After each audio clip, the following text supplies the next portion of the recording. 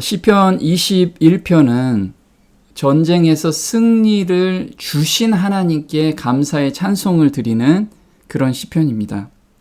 시편 20편하고 시편 21편은 연결되어 있는 구조를 가지고 있습니다. 그래서 시편 20편은 전쟁을 나가기 전에 드린 노래고요. 시편 21편은 승리를 하고 돌아온 후에 부른 노래였습니다. 그럼 우리도 매일의 삶 속에서 이 시편 20편과 시편 21편은 시편 20편은 하루를 시작할 때, 또 시편 21편은 하루를 마감할 때 우리가 묵상을 하면 정말 은혜가 될 겁니다. 오늘 시편 21편에서는 전쟁에서 승리를 우리는 항상 하나님께서 주십니다. 근데 내가 승리자라면 어떤 열매가 나타나야 되는지를 좀 공부하는 시간이 됐으면 좋겠습니다. 지난 시간에 본 것처럼 시편 20편은 왕이 출전하기 직전에 그를 위해서 부른 노래입니다. 그래서 7절, 20편 7절에 혹은 병거, 혹은 말을 의지하나, 이것은 전쟁에서 적군을 이야기하죠. 우리는 여호와 우리 하나님의 이름을 자랑하리로다. 그래서 전쟁터에 나갈 때 하나님의 이름을 가지고 나가는 거예요. 그럼 하나님의 이름이라는 건 하나님의 품성을 가지고 우리가 전쟁에 임하게 되면 하나님께서 9절에 여호와여 구원하소서 이렇게 이야기를 하고 있죠. 근데 여호와여 구원하소서라는 이 응답을 받은 것이 바로 시편 21편입니다. 20편에서는 전쟁 나가기 전에 여호와여 구원하소서 이렇게 기도를 드리고, 21편에서는 1절에 여호와여 왕이 주의 힘을 인하여 기뻐하며 주의 구원을 위하여 크게 즐거워하리이다. 그래서 지금 구원을 받은 것에 대해서 오늘 내가 하루 살면서 전쟁에서 온전히 승리하고 그 승리가 하나님의 은혜로 된 것을 돌아보면서 감사의 노래를 지금 부르고 있지요. 시편 21편의 구조입니다. 구조는 세 부분으로 나누는데요. 1절에서 7절까지는 신하들이 왕이 받은 축복에 대한 하나님께 감사를 드리는 내용입니다. 1절에 보면 주여 왕이 주의 힘으로 인하여 기뻐하리니 이렇게 나와요. 그가 주의 구원을 인하여 얼마나 크게 즐거워하리이까. 여기서 주여라는 단어는 하나님이여 라고 지금 하나님을 찬양하고 있죠. 8절에서 12절은 이젠 장면이 좀 바뀝니다. 왕이 앞으로 견고한 나라가 될 것이라는 찬양을 부르고 있습니다. 8절에 주의 손이 주의 모든 원수들을 찾아내시며 이렇게 나와요. 그럼 여기서 1절의 주여는 하나님이고 8절의 주의 손은 바로 다윗 왕을 의미합니다. 13절은 여호와의 능력과 권능에 대한 찬양으로 마무리를 짓습니다. 그래서 13절에 주여, 여기 주여는 하나님을 또 의미하죠. 주의 능력으로 높임을 받으소서. 우리가 주의 권능을 노래하고 찬양하리이다. 하나씩 한번 보도록 하겠습니다. 전쟁의 승리가 이미 예견이 됐어요. 우리도 오늘 하루 시작할 때 이미 우리는 하루 승리를 약속해 주셨어요. 근데 이 승리의 비결이 무엇인지 좀 봐야 되겠죠? 1절에 보면 악장을 따라 부른 다윗의 시, 오 주여 왕이 주의 힘으로 인하여 기뻐하리니 그가 주의 구원으로 인하여 얼마나 크게 즐거워하리이까. 여기 보면 주의 힘을 온전히 의지했다라고 지금 고백을 하고 있습니다. 20절에는 나의 적군은 무엇을 의지하냐면 병거들과 말들을 의지한다라고 썼는데, 우리 다윗은 승리를 얻은 것은 주의 힘만 오로지 의지했다라고 지금 고백을 하고, 그렇게 의지할 때 승리를 주신다라고 합니다. 시편 20편에서 기도드린 것이 현실화되어 크게 즐거워하며 찬양을 드리고 있습니다. 20편 5절에 주께서 나의 모든 간구를 이루시기 원하노라. 그래서 지금 전쟁에 나가기 전에 간구하고 있죠. 그리고 9절에 주여 구원하소서. 우리가 부를 때 부르는 게 간절히 기도드리는 거죠. 왕은 우리를 들으소서.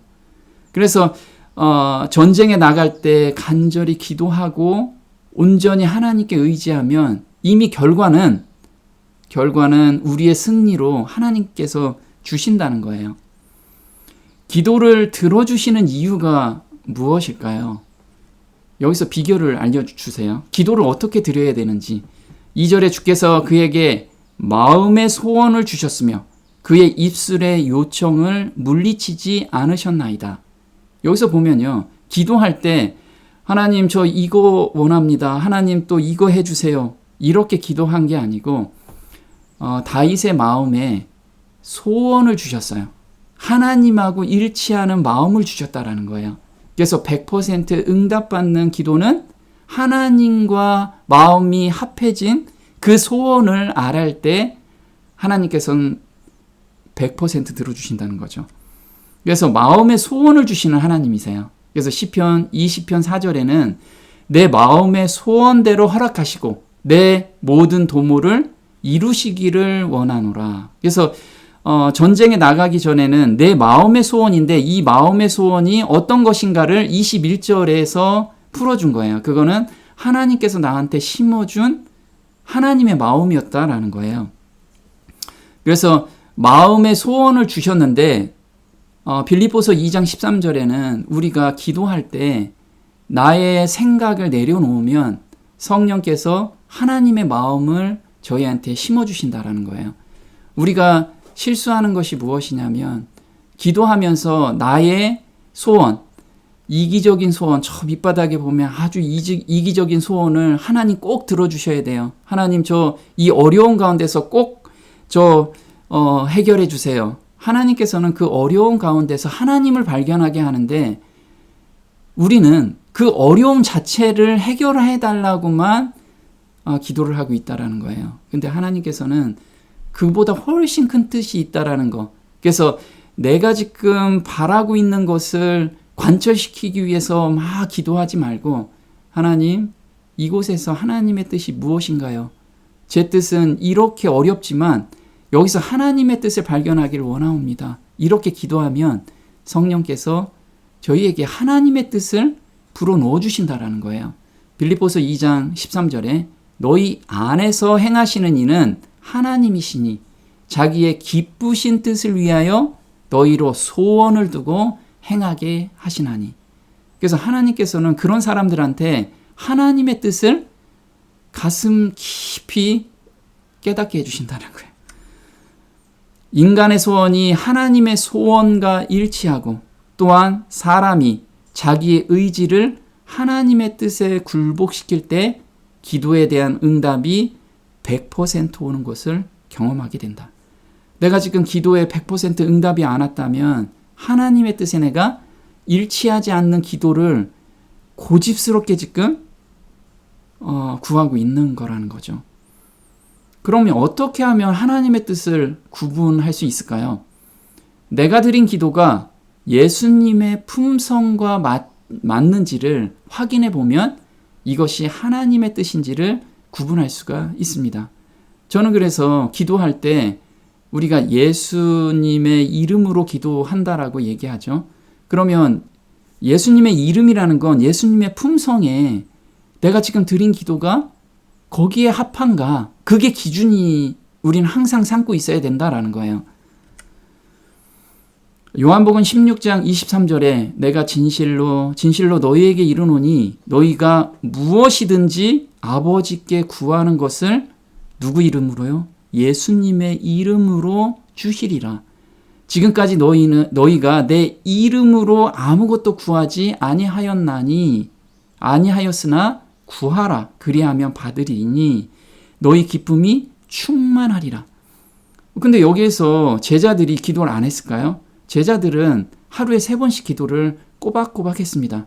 그런데 예수님께서는 내 이름으로 아무것도 지금까지 구하지 않았다라고 말씀을 하고 계세요.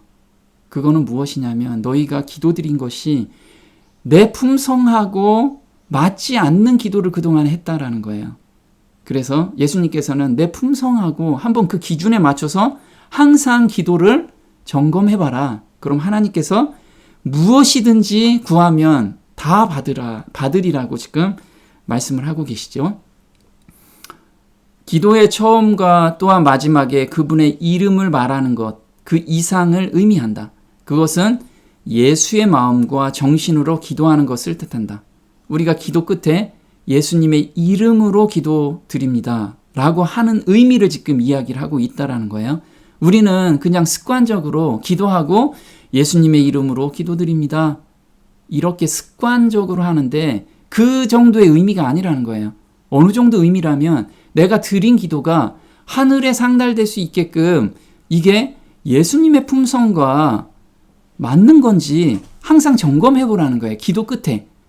그게 아니라면 기도를 내가 잘못하고 있구나 해서 마음을 하나님께 다시 한번 점검하게끔 드려야 된다는 거예요. 그것은 우리가 주님의 약속을 믿고 주님의 은혜를 의지하고 주님의 사업을 한다는 뜻이다. 성령께서 빌 바를 알지 못하나 내면 깊숙한 소원을 대신 아뢰주신다라는 거죠. 우리는 내 생각만 내려놓으면 내 생각과 고집을 하나님 이거 받아주세요. 그리고 조용한 가운데서 하나님의 뜻이 무엇인가요? 이렇게 오랜 시간 기도하고 있으면 하나님께서 내 그 깊숙한 내면에 있는 소원을 들어주신다라는 거예요. 그게 성령께서 하시는 역할이라는 거예요. 로마서 8장 26절에 이와 같이 성령도 우리 연약함을 도우시나니 우리가 마땅히 빌 바를 알지 못하나 오직 성령이 말할 수 없는 탄식으로 우리를 위하여 친히 간구하시느니라. 마음을 감찰하시는 이가 성령의 생각을 아시나니 이는 성령이 하나님의 뜻대로 성도를 위하여 간구하심이니라.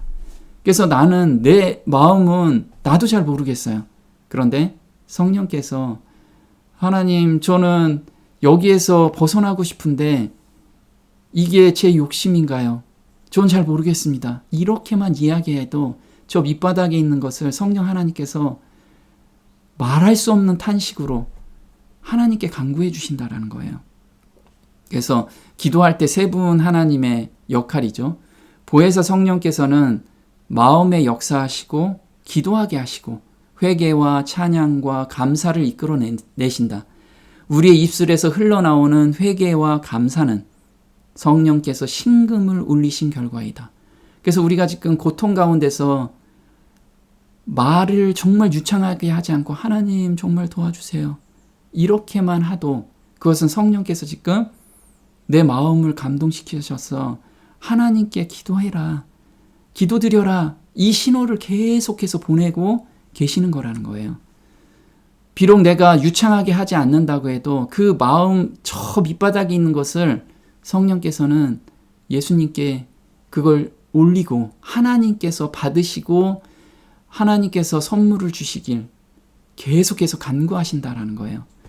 예수님의 역할이 있죠. 지상에서 올라오는 모든 기도와 감사는 불결하여 우편에 계신 중보자께서 그의 의로 모든 것을 정결케 하여 드리지 않으면 하나님이 간합하실 수 없다.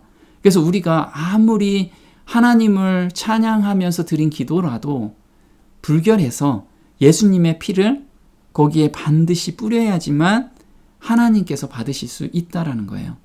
그래서 하나님께서는 응답해 주시죠. 그리스도의 완전하신 의만 보시기에 기뻐 받으신 후에 기도의 응답을 반드시 주세요. 그래서 우리는 내가 정말 소원을 가지고 기도하면 100% 응답을 안 해주실 수가 없어요. 그래서 우리 기도를 들어주시기 위해서 세 분 하나님께서 정말 바삐 움직이세요. 저의 작은 하나라도 이걸 극복해 주시기 위해서 여기에서 해답을 주시기 위해서 세 분 하나님이 얼마나 바쁘게 움직이시는지 그래서 기도하게 하시는 성령님이시죠. 유다서 1장 20절에 사랑하는 자들아 너희는 너희의 지극히 거룩한 믿음 위에 자기를 건축하며 성령으로 기도하며, 그래서 성령께서 우리의 그 소원을 들춰내 주신다라는 거예요. 정결케 하시는 예수님이시죠. 히브리서 7장 25절에 그러므로 자기를 힘입어 하나님께 나아가는 자들을 온전히 구원하실 수 있으니 이는 그가 항상 살아서 저희를 위하여 간구하심이니라. 항상 살아서 간구하신다라는 건 쉬는 시간이 없으시다는 거예요.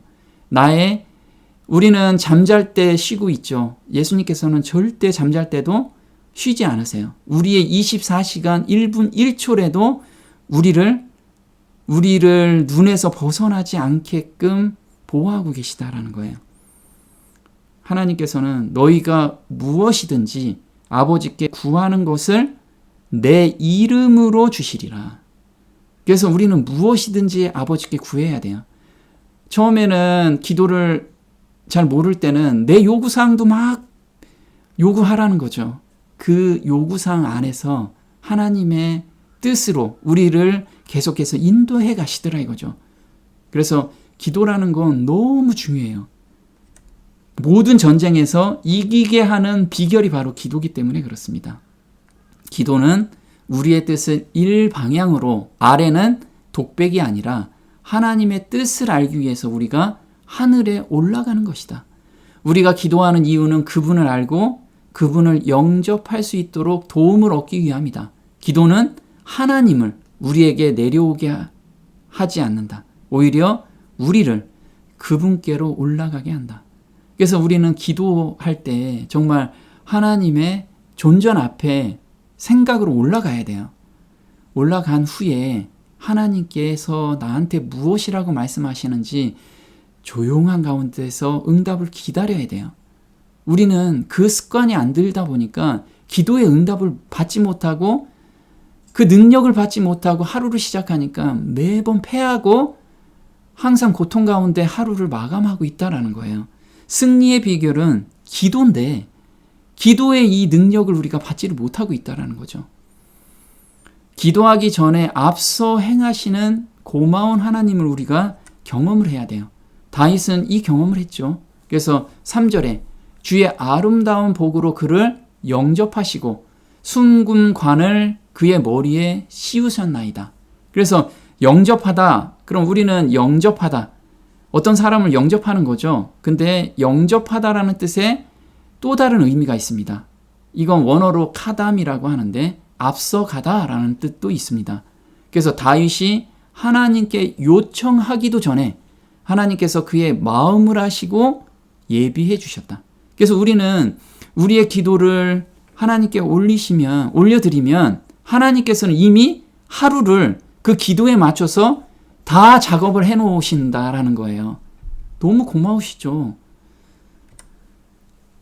다니엘서 10장 12절에 다니엘도 이런 경험을 했죠. 그가 내게 이르되 다니엘아 두려워하지 말라.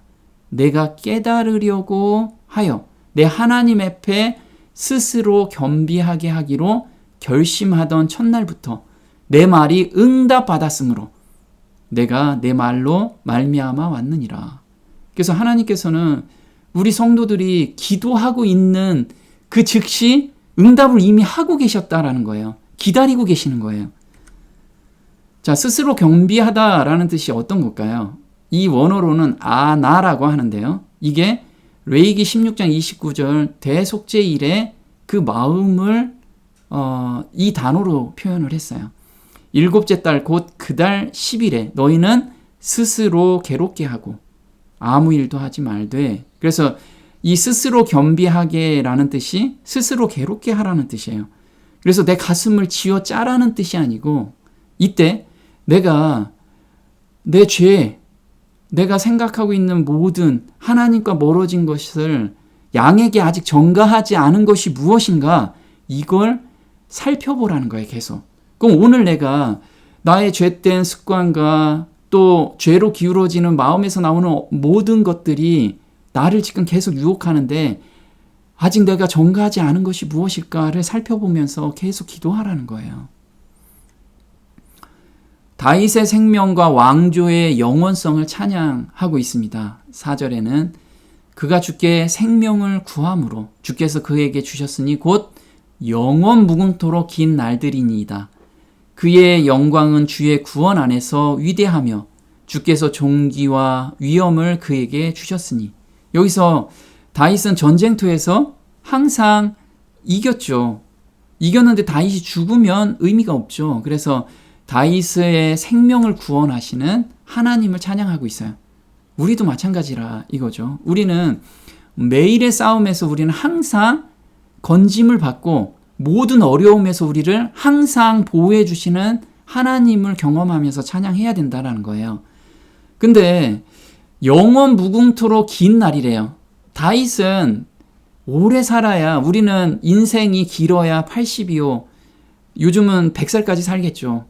근데 여기선 영원 무궁토록 긴 날이라고 이야기를 하고 있습니다. 이것은 다윗 왕조에 대한 영원성을 지금 찬양하고 있어요. 그래서 사무엘하 7장 16절에 내 집과 내 나라가 내 앞에서 영원히 보존되고 내 왕위가 영원히 견고하리라 하셨다 하라. 그래서 다윗 왕조의 영원성을 지금 이야기를 하고 있는데요. 다윗 왕조에서 누가 나오게 되기 때문에 이 영원성에 대해서 이야기했냐면 다윗 자손에서 메시아가 탄생하기 때문에 이걸 표현해 줬다라는 거예요. 근데 메시아의 나라는 영원하기 때문에 그런 거예요. 우리가 그 나라 안에 들어간다라는 거예요. 그래서 그걸 찬양하라는 거죠. 그래서 다니엘서 7장 14절에 그에게 권세와 영광과 나라를 주고, 누구한테요? 예수님께.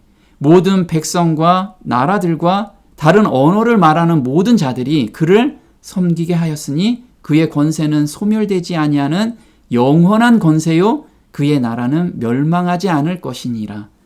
이것을 본 다윗은 또 찬양을 하고 있는 거죠. 우리도 이걸 보고 찬양을 드려야 돼. 내가 영원한 나라에 들어간 사람이라는 거. 자, 6절에 보면 최상의 복에 대해서 이야기를 하고 있습니다. 이는 주께서 그에게 최상의 복을 영원히 받게 하셨으며 영원히 받게 했대요. 그럼 우리도 이 최상의 복을 받았나요? 이 복이 무엇인지 한번 봐야 되겠어요. 자, 창세기 12장 2절에 믿음의 선진들한테 이 영원한 복에 대해서 다 하나님께서 말씀을 하시고 복을 주셨어요. 지금 아브라함한테도 이 복을 주셨죠. 내가 너로 큰 민족을 이루게 할 것이며 내게 복을 주고 내 이름을 위대하게 하리니 너는 복이 되리라. 개역 성경에서는 복의 근원이 되리라. 이렇게 이야기를 하고 있습니다. 이 해석을 해준 곳이 갈라디아서 3장이죠. 갈라디아서 3장 8절에 성경은 하나님께서 이방인들을 믿음으로 말미암아 의롭게 하실 것을 미리 알고 먼저 아브라함에게 복음을 전파하기를 내 안에서 모든 민족이 복을 받으리라고 하였느니라. 그러므로 믿음에서 난 사람들은 믿음이 있는 아브라함과 더불어 복을 받느니라. 그래서 우리가 믿음으로 말미암는 의의 기별을 받는 자는, 그리고 받고 있는 자, 오늘 그 기별을 받고 그 가운데서 걸어가는 자는 최상의 복을 지금 누리고 있다라는 거예요. 너무 감사하죠. 로마서 8장 15절에는 이 복이, 믿음으로 말미암는 의의 기별을 받은 사람은 어떤 복을 선물로 주셨냐면 하나님을 아버지로 맞이하는, 그래서 영원한 왕국에서 우리가 하나님과 함께 영원히 산다는 거예요. 그래서 너희는 다시 두려워하는 종의 영을 받지 아니하였고 양좌되는 영을 받았으므로 그에 따라 우리가 아빠, 아버지라 부르짖느니라. 마음에서, 말로만이 아니고 마음에서 절로 우러난다라는 거예요. 이게 믿음으로 말미암는 의의 기별을 받은 자들이 변화된 마음의 상태라는 거예요. 나는 논리적으로 이제 거듭났으니까 아빠, 아버지라고 부릅니다. 마음에서는 항상 꺼림이 있는데 말로는 그렇게 하고 있으면 아직 그 온전한 복을 받지 못했다라는 거예요. 우리가 믿음이 흔들리지 않는 것은 하나님의 자비하심에 의지하기 때문이다. 7절에 왕이 주를 신뢰하오니 지극히 높으신 분의 자비로 인하여 그가 흔들리지 아니하리이다. 하나님의 자비로 인해서 흔들리지 않는데요. 그런데 흔들리지 않는 것은 내가 삶 속에서 그 받은 자비가 드러날 때, 나타날 때 흔들리지 않는다라는 거예요. 하나님은 정말 자비로우셔서 우리 죄를 온전히 용서해 주시는 분이야. 감사합니다. 여기서 끝난다면 항상 흔들려요. 내가 믿음이 있는가? 어떤 때는 있는 것 같고 어떤 때는 없는 것 같다라는 거예요. 왜냐하면 나의 삶 속에서 받은 자비가 나타나지 않기 때문에 그런 거예요. 다윗은 삶 속에서 그 하나님의 자비가 항상 나타났어요. 그래서 뿌리가 깊이 박혔다라는 거예요. 자, 이 자비는 하나님의 품성이죠. 출애굽기 34장 5절에 주의 이름을 선포하시고, 주의 이름은 주의 품성을 선포하시는데 그 품성이 뭐냐 하면 주께서 그의 앞을 지나시며 선포하시기를 주로다 자비롭고 은혜로우며 오래 참고 선함과 진리가 풍성한 주 하나님이로다. 하나님의 이름을, 품성을 선포할 때 가장 먼저 내세운 품성이 자비롭다라는 거예요. 7절에 자비를 수천 대까지 간직하며, 시편 103편에 이렇게 이야기를 하죠.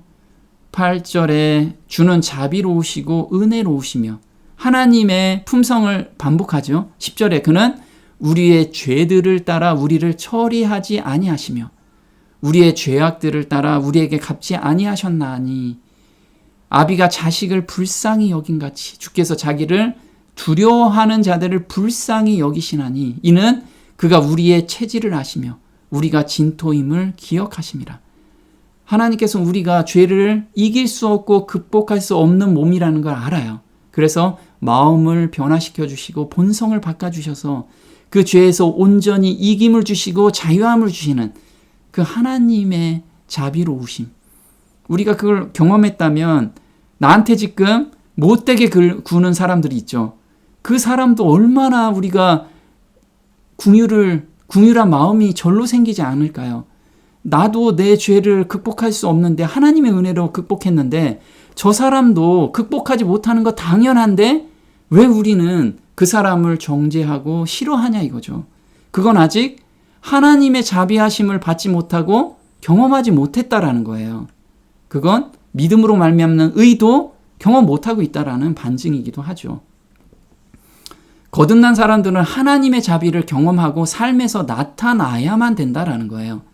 골로새서 3장 12절에 바울 형제가 이야기를 하길, 그러므로 너희는 하나님이 택하사 거룩하고 사랑받는 자처럼 긍휼과 자비와 겸손과 온유와 오래 참음을 옷 입고, 불만이 있거든 서로 용납하여 피차 용서하되 주께서 너희를 용서하신 것과 같이 하래요.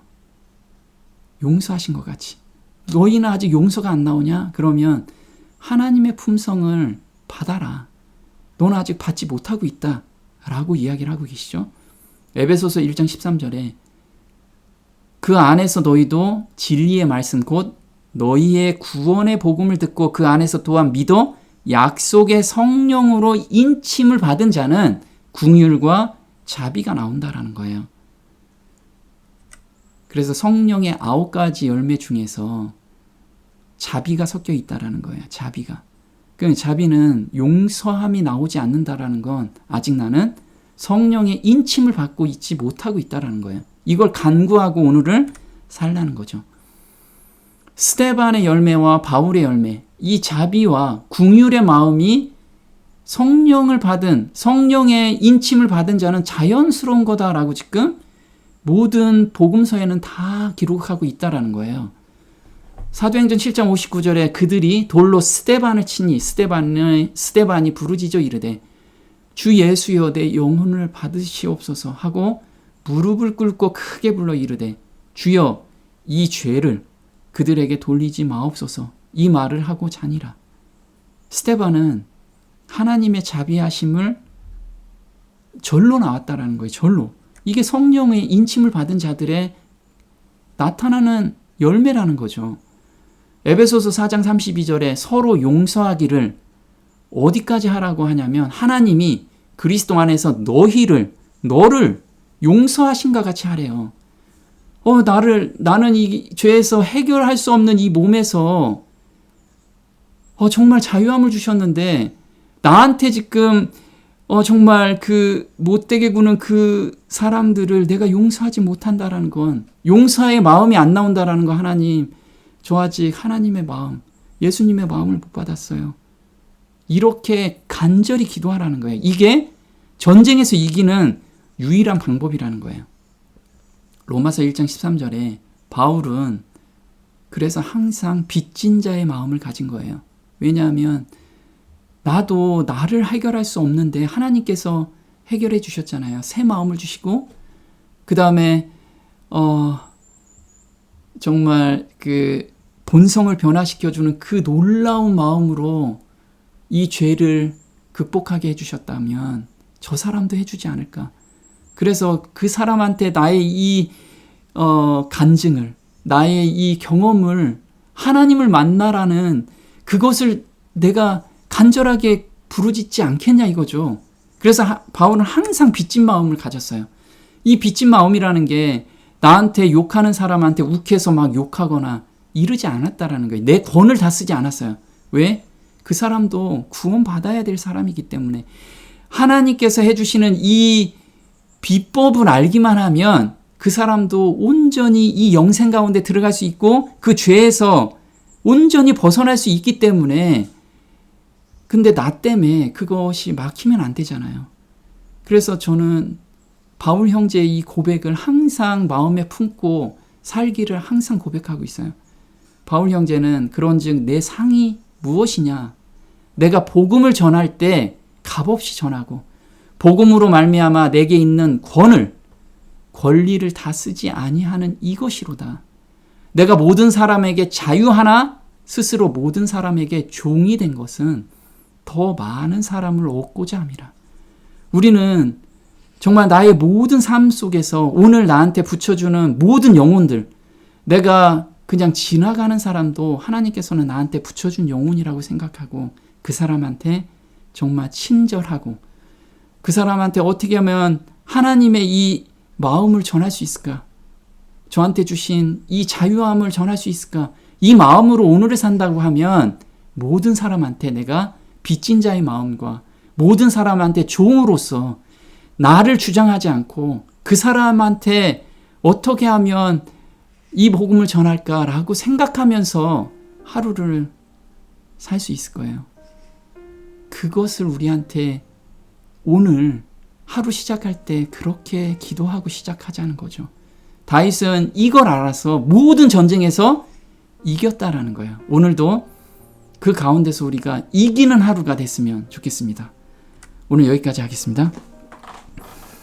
하늘에 계신 우리 아버지, 하나님께서는 우리한테 하루를 이기는 비법을 알려주셨음에 감사를 드립니다. 나의 열심이나 나의 노력이 아니라 오로지 하나님께서 주시는 그 예수님의 마음을 간구하면서 살아갈 때 하나님께서 미리 일하시고 영혼을 붙여주시고 그 영혼 가운데서 내가 경험한 하나님의 그 온유한 마음과 자비로운 마음을 경험할 수 있도록 저를 통해서 그것이 나갈 수 있도록 저희를 인도해 주시는 그 하나님 너무 감사드립니다. 저의 고집과 저의 생각만 내려놓는다면 하나님께서 저희 삶을 인도하시고 저를 만나는 모든 사람들이 하나님을 만날 수 있는 그 통로로 저를 사용해 주시고 또 기도하는 모든 영혼들이 그 기쁨 가운데 하루를 살 수 있도록 그 삶을 인도해 주시기를 간절히 바라오며 이 모든 것 우리 주 예수님의 이름으로 감사하며 기도드립니다. 아멘.